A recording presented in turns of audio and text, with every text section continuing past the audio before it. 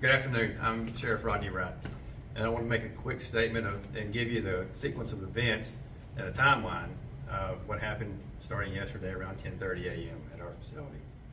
Real quick, history on Mr. Smith. He was detained on the 11th by the US Marshals in the city of Benton, approximately 2 blocks from here.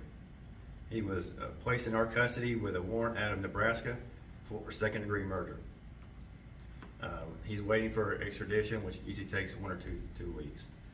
While detainee Smith was at our facility, he was allowed to go out into the rec area, where he was able to scale a 12-foot fence that was topped with razor wire that surrounded the area. While doing so, he sustained substantial injuries from the razor wire. After scaling the fence, he was able to scale another 8-foot fence topped with barbed wire before fleeing toward Edison Avenue. The elapsed time from the start of him scaling the fence was approximately 45 seconds, and he was off our property. During the investigation, it was developed that detainee Smith fled directly to a nearby residence where he was aided and transported to a location in Little Rock, the city of Little Rock, which the address is actually on Sardis Road, but it is in the city of Little Rock. On the 12th, at approximately 9 a.m., investigators developed information that led to the address there in the city of Little Rock. Upon arrival, Saline County Sheriff deputies and US Marshals, a foot pursuit ensued. Detainee Smith was taken into custody a short time afterward. He was checked out by medical and was transported to Saline Memorial Hospital, where he received approximately 25 staples in his leg and 9 staples in his arm from the razor wire. He will be charged with third-degree escape, and I will say that during the investigation, we did arrest 2 other people, the 2 people that aided him and transported him to Little Rock. That is a Corey Davis, 34 years old, and a Kyra Green. Both were charged with hindering apprehension and obstruction of governmental operations. And the investigation is continuing. We will continue to look at our procedures, our practices within the jail facility and our own facility to make sure that this doesn't happen again. I will say that we started on that step approximately 7 o'clock this morning, where we had maintenance here installing several more layers of razor wire. That's one of the first things that we got done this morning. And again, we'll continue to look at our procedures and practices and look at that and do an after action. Is there any questions? When will he go back to Nebraska? Well, we're waiting. That's really on Nebraska. We're waiting for that right now. Usually, again, extradition usually takes 2 or 3 weeks. I do want to go ahead and say it, and thanks to the Arkansas State Police, US Marshal Service, Benton and Bryant, Arkansas Game and Fish. Without all these cooperations, and ADC brought their dogs down and helped out. There was definitely a joint effort that captured this gentleman. Yes, ma'am. Can you clarify what time he was captured in Little Rock? It was this morning at approximately 9:30.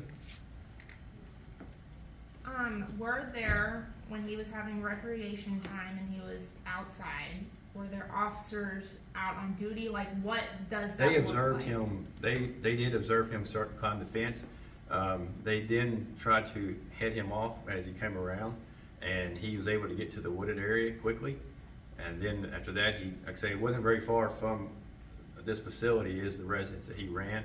We were told that once he got there, he hid in their car and had them transport him out of here. And again, he was off our facility within 45 seconds. Who's their car? That's the Corey Davis and Miss Green. And like I say, it's probably 2 blocks from here. What outfit was he wearing when he was allowed in the yard? He was wearing the black and white striping. And when he was captured, all he had on was his boxer shorts.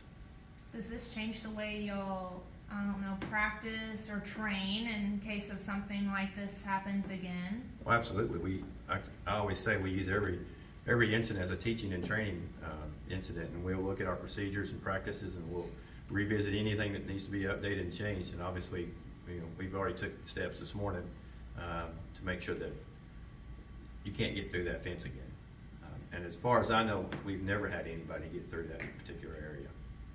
Can you clarify one more time how long between when he was here and then when he escaped from this facility? You talking about the time he started climbing the fence? From the time that he was captured here from Nebraska, Okay, how long was he here before? He was captured, oh, how long before he got captured? Before, sorry, when he first came here? To Arkansas? Yes, from that time when you all had him in custody to when he escaped, how long was that? We took him into custody, or actually the marshals took him into custody on September the 11th. And that was, no, I'm sorry, my bad, September 7th. But the marshals are estimating he's been here for several weeks prior to that. What was the incident for him being captured here on September 7th? He was wanted on a second-degree murder warrant out of Nebraska. Okay, but as far as like, you guys got a tip and you were able to locate him somewhere here in Arkansas to be able to get him, or was it something that he did here in addition to? No, I'm going to speak for the marshal just a little bit, but I believe that they received a tip on their hotline that he was here, and they got with Benton PD and went for the arrest. Are you dealing with any issues with overcrowding here, other that might add to such situations like this, like him climbing a fence and barbed wire?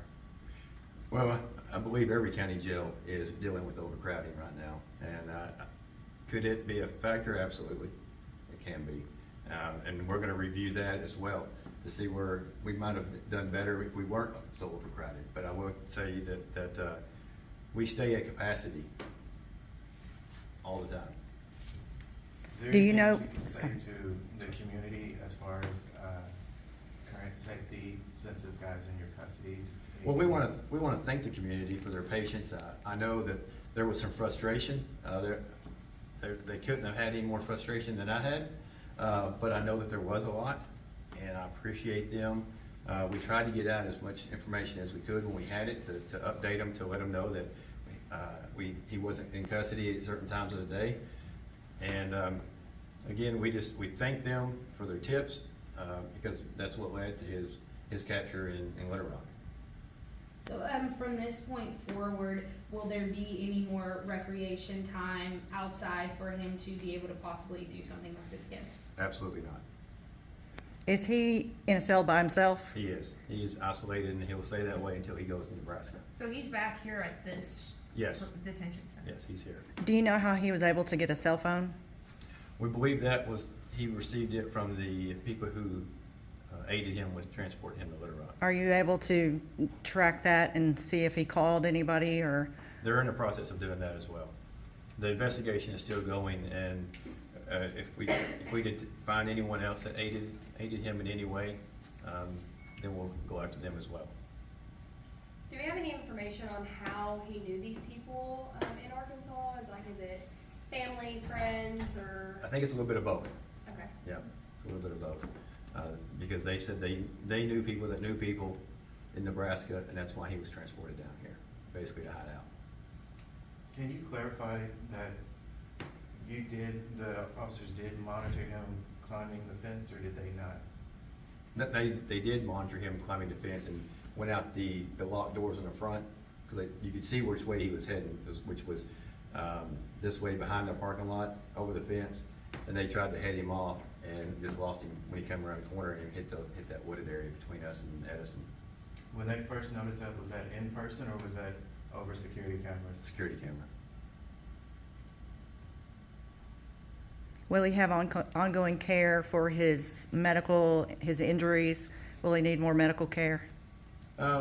He was transported to Saline Memorial where they administered care, and we've got a nurse and medical set up here. And so whatever he needs, I think we'll be able to accommodate that. Can you So say he what goes his to injuries were? He had a large laceration on his one of his legs, calf area, that was 25 staples, and then one on his arm that was 9.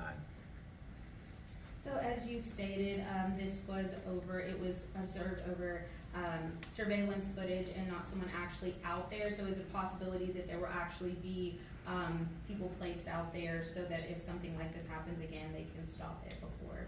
Absolutely. And again, we're gonna review all of our policies and our practices.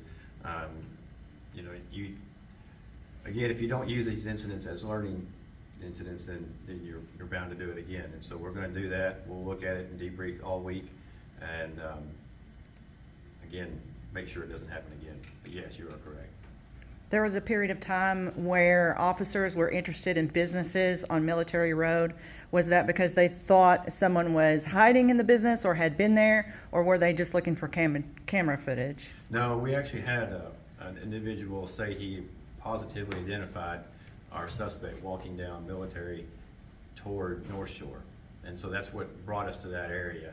And then we just started checking businesses, either for footage or just open doors all the way through.